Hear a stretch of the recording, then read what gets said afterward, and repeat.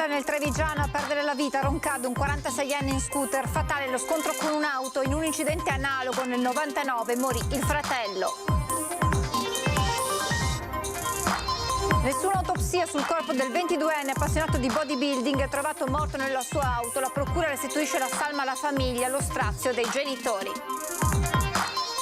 Il caso del mitomane Erostrato che terrorizzò Cesio Maggiore. Nemesio e Samuele Acquini, padre e figlio, riconosciuti colpevoli e condannati a 5 anni e mezzo. La bomba alla mia macelleria fu una minaccia, non ha dubbio Andrea Parton, il negoziante di Bagnoli di Sopra che ha visto andare in carcere chi gli devastò il negozio nel giugno dell'anno scorso. Dopo l'espulsione dall'aeronautica militare, l'ex allieva 23enne di Mira, Giulia Schiff, si è arruolata volontaria in Ucraina, ma al momento è ancora segreto ciò che sta facendo. Nel Bellunese, dopo l'incendio di Igne, altro rogo di dimensioni impressionanti in località Caiada, sopra l'abitato di Fortoni, attivato il tavolo operativo di controllo. Domani sera a Treviso, in diretta su Antenna 3, il processo a Reccia di metà quaresima che il gruppo folcloristico trevigiano torna ad organizzare dopo lo stop di 2 anni per il Covid. Edizione regionale dei telegiornali di Antenna 3, buonasera e ben ritrovati. Dunque in primo piano l'ennesima tragedia sulle strade della Marca trevigiana. A perdere la vita questa mattina all'alba a Roncade un papà di 46 anni di Rovarè di San Biagio di Callalta. Per lui fatale lo scontro contro un'auto. Abbiamo solo visto dei rottami sulla strada e una macchina in un fossato.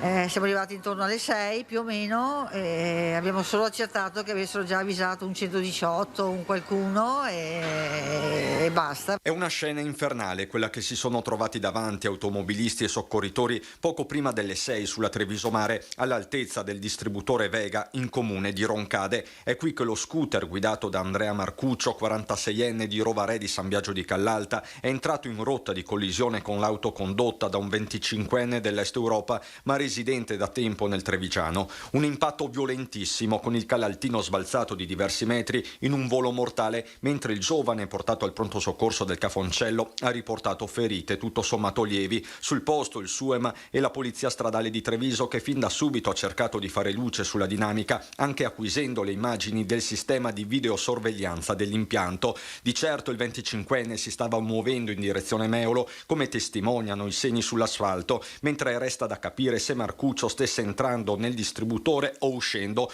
Non è quindi del tutto chiaro se sia stato un frontale o uno speronamento. A influire anche l'alta velocità della Peugeot, altro punto sul quale sono in corso approfondimenti. Aperto d'ufficio un fascicolo per omicidio stradale che consentirà di procedere con tutti gli accertamenti, compresi i test alcolemici già somministrati e in attesa di esito. Ma se da un lato c'è la ricostruzione di quei secondi fatali, dall'altro il dolore profondo di una famiglia e di un'intera comunità. Andrea Marcuccio era diretto al lavoro in un mobilificio di Roncade, lascia la moglie Valeria e 2 figli, entrambi minorenni. Siamo sotto shock, le uniche parole di una delle 4 cognate, Silvana, titolare di un negozio di parrucchiera a Rovarè, subito chiuso per lutto come il vicino pub da 8, gestito sempre dalla famiglia. Marcuccio lascia anche una sorella, Simona, l'unica rimasta di una famiglia sfortunata. Solo pochi mesi fa è mancata la madre, nel 1999 la morte del fratello Mirko, sempre in un incidente stradale a Jesolo. Anche questo ci pone davvero delle serie domande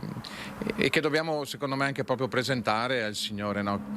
Don David ha incontrato i familiari in mattinata. Di Andrea restituisce un ritratto autentico. Andrea era davvero un bravo papà, un bravo marito, inserito nella nostra comunità, cioè perdiamo davvero una pietra importante, ecco, della nostra Chiesa. Non ci sono parole, è difficile esprimere parole per questi lutti che appaiono inspiegabili, non si riesce a trovare una ragione. Restiamo nel Trevigiano con la tragedia che definiscono immensa i genitori di Samuel, appassionato di bodybuilding. Mamma Nora, papà Corrado tra le lacrime raccontano i sogni del figlio, il suo essere disponibile sempre con tutti. Era stupendo, una stella, il mio amore grande, grande, grande, il nostro amore grande. In via Castagnè, a casa di Samuel Carletti, c'è un viavai di persone, amici, parenti. Poche parole, il rispetto di un dolore impossibile, anche solo da spiegare.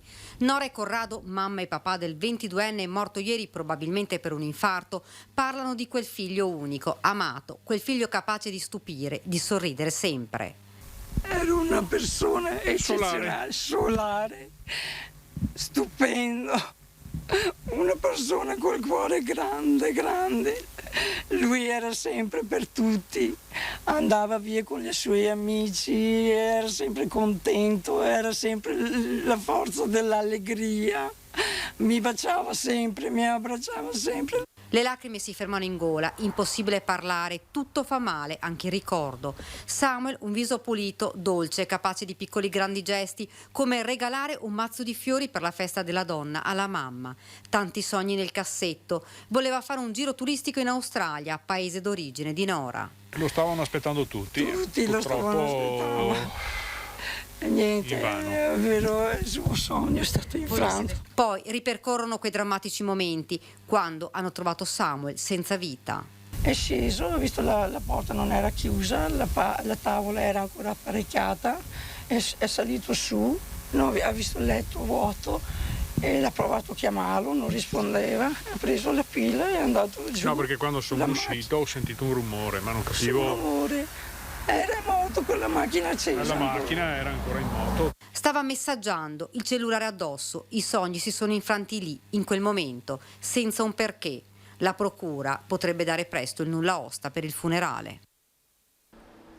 La bomba alla mia macelleria fu una strana minaccia, non ha dubbi Andrea Partone, negoziante padovano di Bagnoli di Sopra, che ha visto andare in carcere chi gli devastò il negozio nel giugno dell'anno scorso.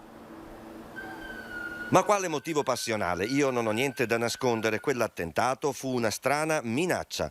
Non ha dubbi Andrea Parton, il macellaio di Bagnoli, il cui negozio saltò in aria con un ordigno la notte del 14 giugno 2021. Non è passionale per niente, sono altre cose in mezzo che noi non sappiamo, capito? Che non so dirti, perché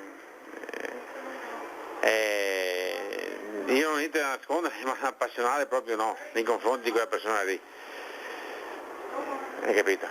E come la legge? Come una minaccia? Le volevano chiedere dei soldi? Ma io penso che volesse chiedere dei soldi sicuramente, penso, a lungo termine, perché non c'è nessun motivo che poi appassionati in che senso? Perché io ho fatto un saluto a una persona magari e mi chiede di mettere una bomba, io penso che siano altri motivi. Io poi il salvatore lì era un mio cliente, lo rispettavo, mai avuto niente a che dire, come una persona normale, una persona normale che fa la spesa di negozio, che hai mai un po' di simpatia, ciao, scherzi, ridi, perché magari è la macchina più grossa, più bella, ma già che bella macchina che hai, cioè, queste sono state frasi fatte con questa persona qua, che ancora non ci penso che sia stato lui, cioè, capito? Perché mi pare quasi impossibile, sinceramente non lo vedevo come una persona che mi facesse del male, lo vedevo come una persona, un mio cliente, che veniva qua, faceva la sua bella spesa e a posto. Il caso Erostrato, Nemesio e Samuele Acquini sono stati riconosciuti colpevoli dal giudice di primo grado che li ha condannati a 5 anni e mezzo ciascuno per le minacce, i raid incendiari e le caramelle con gli spilli disseminati tra il 2017 e il 2018 nel Feltrino.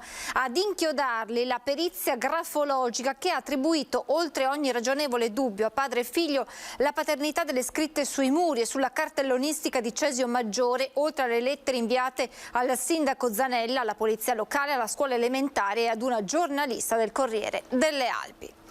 Restiamo nel Bellunese con una serie di incendi che stanno causando diversi danni oltre che paura. Un rogo che si sospetta di natura dolosa è divampato nel tardo pomeriggio di ieri tra Igne e Sofranco in comune di Longarone, minacciando un'abitazione. Si tratta del secondo incendio nel giro di una settimana nella stessa zona, chiusa per motivi di sicurezza la regionale 251 della Val di Zoldo. Un altro incendio di dimensioni, se possibile ancora più impressionanti, è divampato questa mattina in località Caiada, sempre nel Longaronese, sopra l'abitato di Fortogna. Attivato il tavolo operativo di controllo, cappa di fumo fino in Agordino.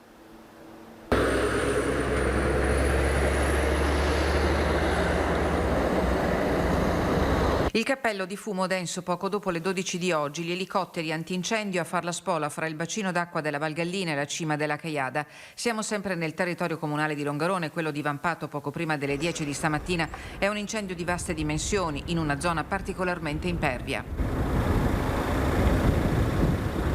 I nostri 2 elicotteri stanno lavorando da alcune ore e intervenuto anche un Canadair. Ovviamente l'obiettivo è quello di spegnere nel più breve tempo possibile. La situazione di rischio incendi è rilevante. La Regione ha diramato lo stato di grave pericolosità. L'invito e l'appello ai cittadini a non accendere fuochi, attenzione ai mozziconi di sigarette, attenzione dove si parcheggia la macchina perché sotto l'auto c'è la marmita catalitica che lavora a centinaia di gradi centigradi, quindi può innescare un incendio e così via.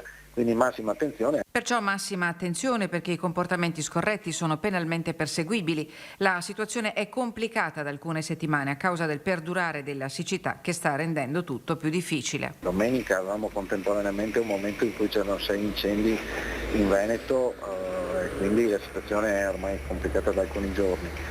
Ovviamente se piovesse questo sarebbe un aspetto positivo non solo per gli incendi boschivi ma anche per la siccità, che sicuramente sta già creando dei problemi a tutto il mondo agricolo e non solo, e che ne creerà anche durante i mesi estivi, visto e considerato che oltre alla pioggia che è mancata anche la neve, quindi l'accumulo di acqua in montagna non c'è. Ancora un lutto in Agordino. Ieri è morto Gianni Pezzei, amministratore di Lungo Corso, ex sindaco di Livinallongo, oltre che insegnante e sopraffino scultore ligneo e pittore di murales.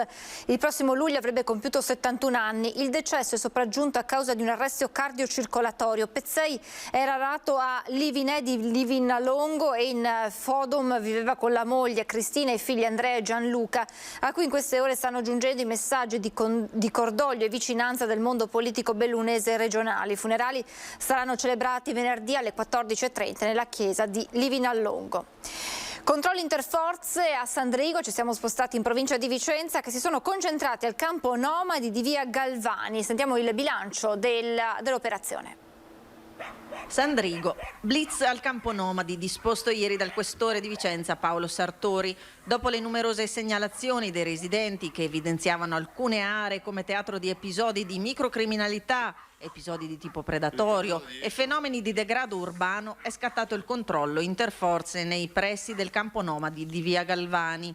Area dove stazionavano 11 roulotte, 2 container utilizzati come abitazioni, controllate in tutto 26 persone, alcune risultate con precedenti. Operazione che ha riguardato tutto il territorio comunale di Sandrigo, con pattuglie posizionate lungo le arterie stradali principali, in cui sono stati controllati 112 veicoli e identificate 48 persone. Bilancio di controlli che ha portato all'adozione di 7 avvisi orali nei confronti di cittadini considerati socialmente pericolosi a causa di precedenti di varia natura a loro carico.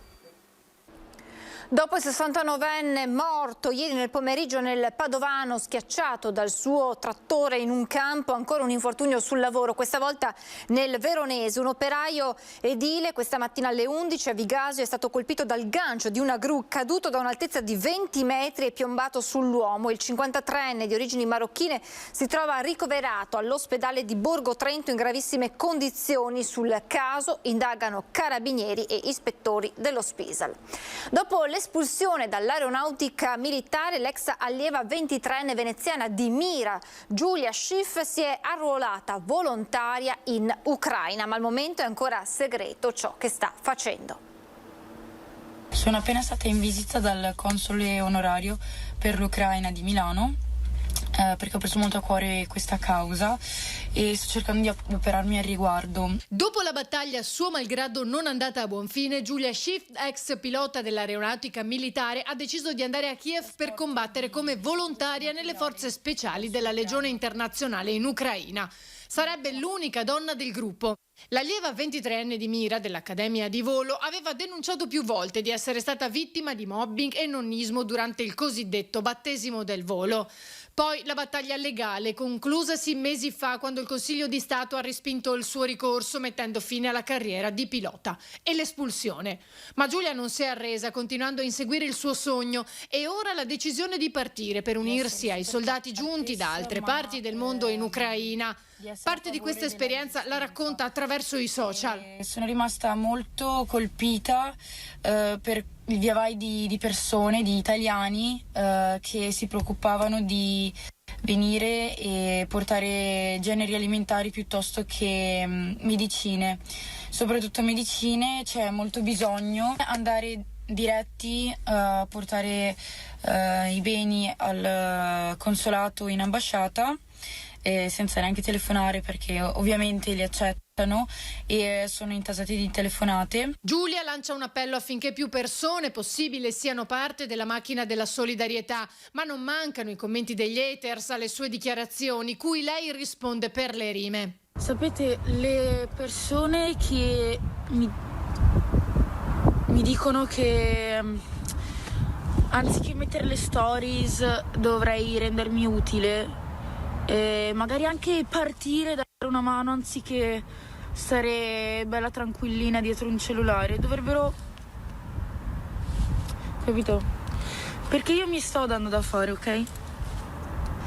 E per quanto riguarda le stories, io non devo rendervi conto di tutto quello che faccio, e se decido di farlo posso benissimo farlo a tempo debito. Nessuno sa cosa stia facendo Giulia di preciso, nemmeno il padre, che dice: lo scoprirò a breve e sarà una bella botta per tutti. Giulia ha ottenuto da poco il brevetto per la rianimazione cardiopolmonare e di primo soccorso. Ci fermiamo, pochi istanti di pubblicità e poi torniamo in diretta tra poco.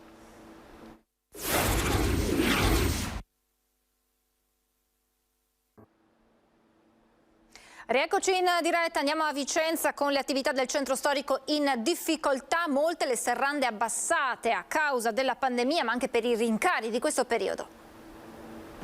Crisi dettata dal Covid prima e acuita dai rincari dell'energia e delle materie prime adesso, che pesano sul commercio. Ripresa che stenta a decollare anche in termini di presenze. Molte le serrande abbassate che campeggiano tra le vie del centro storico. Il fermento è proprio di chiusure e di problemi quotidiani, perché persone se ne vedono pochissimo in giro, per cui si lavora molto poco, molto male, e un clima veramente, come si può dire, una cappa tremenda. Penso che sia per un po' di città che sta zoppicando un attimino. Non vedo una città viva, non vedo una città vibrante, vedo una città molto spenta, un po' affranta, un po' triste, un po' delusa. Non solo, a rendere difficoltoso il momento sono anche gli affitti alti, al punto che alcuni negozi del centro storico si spostano altrove, segno di un'energia imprenditoriale che c'è,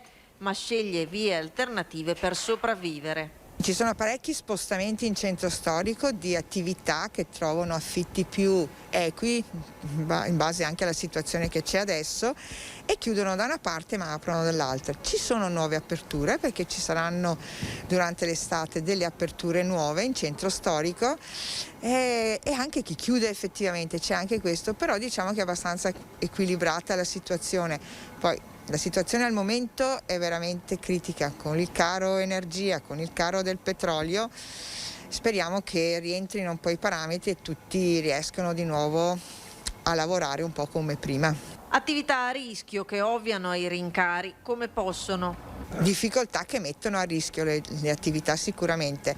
Magari ci sarà chi di fare 7 ore ne farà 6 per recuperare quell'ora di corrente, perché poi si cerca anche la soluzione per continuare a sopravvivere.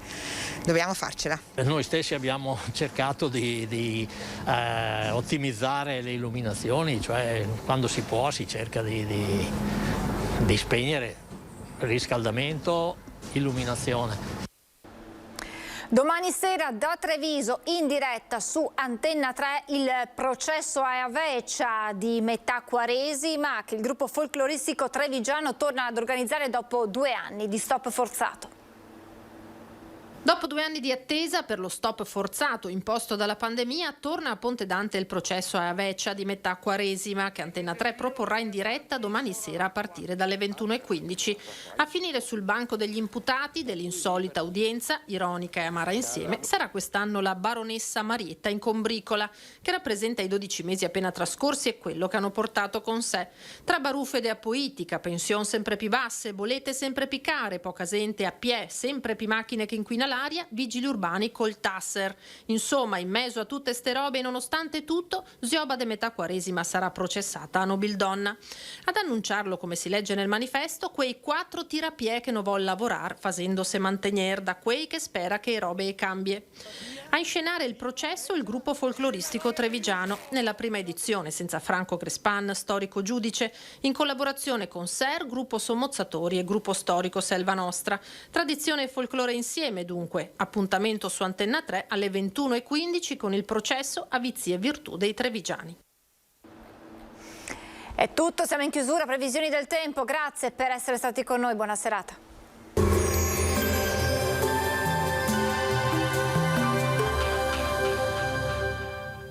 Da 150 anni Nardo Giovanni Terrazzi alla Veneziana, i pavimenti più belli del mondo.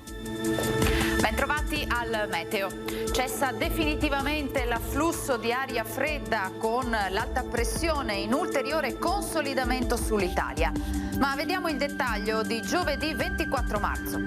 Sul Veneto la giornata trascorrerà all'insegna del bel tempo, come vediamo. Ancora niente piogge sulla nostra regione, rimasta a secco praticamente per tutto l'inverno. Il cielo si presenterà sereno o al massimo velato. Temperature gradevoli, minime tra 1 e 6 gradi, valori massimi compresi invece tra i 18 e i 22 gradi all'incirca. Spostiamoci ora sul Friuli Venezia Giulia, anche in questo caso cielo sereno e sgombro da nubi. Sulla costa soffierà a brezza anche sostenuta. Forte escursione termica giornaliera in pianura e a fondovalle. Temperature minime tra 4 e 7 gradi, massime sui 18-22 gradi all'incirca. Infine diamo uno sguardo alla situazione del Trentino Alto Adige, anche qui sarà molto soleggiato con cielo terso e limpido, nessuna precipitazione.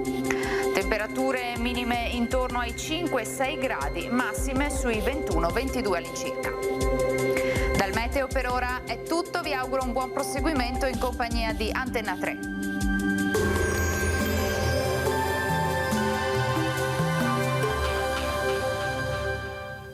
Da 150 anni Nardo Giovanni Terrazzi alla Veneziana, i pavimenti più belli del mondo.